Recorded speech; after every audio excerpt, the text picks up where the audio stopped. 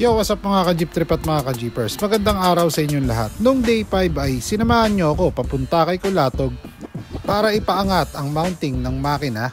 Ngayong araw naman ay samahan nyo pa rin ako dito kay Team Kulatog para i-advance ng konti ang ating I-beam at iayos ang kasanang molye sa harap para di na siya masyadong matagtag. Pero bago tayo magsimula mga bossing, siguraduhin nakasubscribe ka muna sa ating YouTube channel at syempre pakipindot na rin ang notification bell para updated kayo lahat sa latest jeepney videos natin. Kaya tara, samahan nyo ako sa day 6 ng aking project jeepney. Mga boss, so dito yan, dito dati yung dating butas, tapos ngayon nilipat na rito. Kasi medyo mataas yung tinala. Ayan. Ngayon hindi na siya tatama dyan dahil clearance na. Yung nakaraan kasi parang tumatama siya. Yun mga bossing, at sinimulan na ngang ilipat ni Boss Kano ang kasadang ating molye sa harapan. Ayan.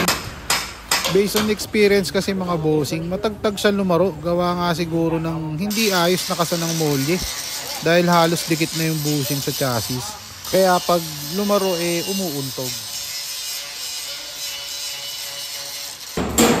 Dito sabi niya yung baby events ng jeep.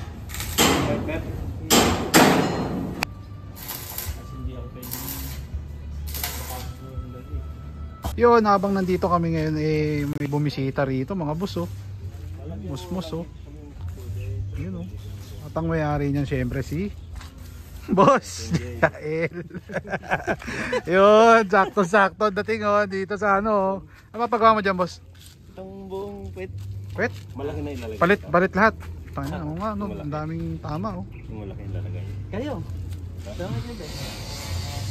Ay, katriyo pa rin ito. Kasama corner. Ulok pa. Ganyan. Sama na yung corner para isang ano. Mali naman pala ito.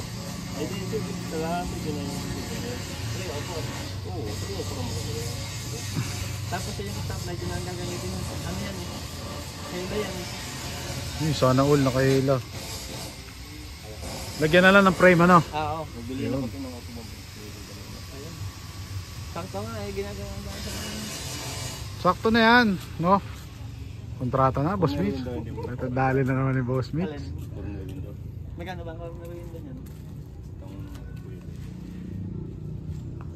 Lagyan mo na. Ayun yung corona. Ay, pagka kakabit mo papupuntahin mo ako ha? Yun mga boss. Ibababa ang ano yan, akong sisipat. Yun mga bossing, at medyo hapon na rin yan nung ako'y napadpad dyan sa tarima ng Team Kulatog. Kasi medyo maulan din, kaya iyan lang ang video na ating nakuhanan ngayon. So eto na yung next day natin mga bossing. Bossing, at nandito na tayo sa tarima ng Team Kulatog yan. At tapos na itong ginawa dito sa ating unit mga bossing. Ayan, ready to uwi na siya sa atin sa North Caloocan mga boss. Ayan, papakita ko sa inyo kung ano yung mga ginawa nila Boss Ben dito sa ating unit mga boss. Siyempre mga bossing, ang ginawa dito is inangat yung mounting ng makina natin mga boss. Ayan, medyo nakasamba na siya. Hindi kamukha nung unang kuha natin dito sa unit na to. Grabe yung kasa, halos tumama na doon sa I-beam niya. Ito mga boss, papakita ko sa inyo. Ayan, dati tumatama dito. Ayan, dyan. Ayan, halos magtama yan dyan dati. Ngayon nakaangat na siya. And then syempre next na ginawa natin, pinabante yung molye. Pinabante yung I-beam mga bossing. Ayan, so dito siya dati nakakabit, ito dito. Ayan, tapos ngayon nilipat na natin siya dito. Pinalipat natin, ayan. Okay. And then syempre yung kasa ng ating shock, gumanda na siya. Ayan, nilagyan na ng bracket dito. Hindi na siya matigtig, hindi na siya matagtag sa harapan. And then yung dragling dinugtungan since inabante natin tong ating I-beam mga bossing. Ayan, dinugtungan siya. Ayan. Okay, so ito na ang kasa niya mga bossing sa ilalim. Okay. Ayan. Okay. Natin mga bossing, pinahilamusan. Hinilamusan nila Kuya Bento mga boss. Ayan So yung mga stainless parts lumutang na siya. Ayan. Ang ganda na mga boss. Okay. So ito yung next project naman natin na gagawin dito mga boss is papa-stainless. Tatanggalin na natin tong green. Ayan, pag medyo nagka-budget, ayan. Okay. Palalagyan natin yan. And then ayun, dito tayo sa unahan. May ginawa dito, may sponsor sa atin si Kuya Ben dito mga boss. Ayan. Ito mga boss. Ayan, oh. Upuan na pang owner, 2-seater. Ayan. Ito yung kanyang magiging toolbox mga boss. Ayan. All goods na all goods yan. So lalagyan lang natin to ng kandado para sa kandado. Butas. May butas na siya para sa kandado mga boss. Ayan. So maraming salamat nga pala kay Kuya Ben ng Team Kulatog Works. Ayan. Okay. Tapos ito yung kanyang tindig. Kung titignan natin sa malayo, ito na siya.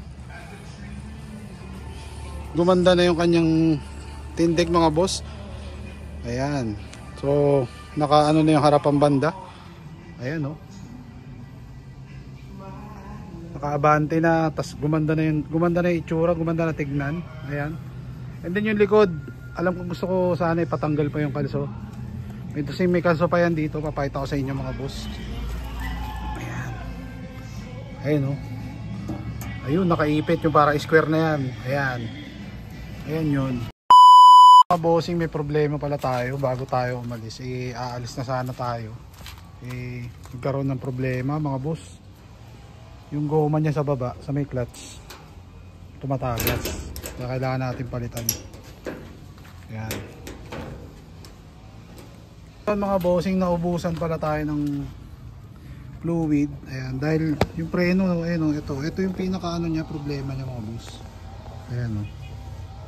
Itong linya na to, yan. Yan. Tumagas na yung steel tube. Buti na lang, hindi pa tayo nakakaalis. Ayan, bago natin iuwi. So papalitan muna to ng steel tube. Ayan, mga bossing. Okay. And then yung sa clutch niya sa ilalim, ayun, may tagas. Ayun, oh. So kailangan din palitan ng goma mga bossing. Actually yung goma kasi na ginamit namin dyan dati is yung dati pa, yung unang gawa namin nila Boss J. Ayan, so kailangan natin palitan. Ayan, may tagas siya. Okay. So hindi mo na ito makakauwi mga boss. Baka bukas pa o sa susunod na araw pag nagawa ka agad. Ayan. Okay. Yan mga bossing, at syempre hindi muna natin may uwi itong ating unit dahil medyo may gagawin pa. Ayan. Yung preno at saka yung clutch niya ayusin para may uwi na natin ng diretso. Para dire-diretso na siyang makabiyahe ko sakali. Ayan. So, abang-abang lang mga bossing. Bibitinin ko muna kayo. Maraming salamat sa lahat ng mga nanood sa akin since day 1. Ayan. Kita-kits mga bossing.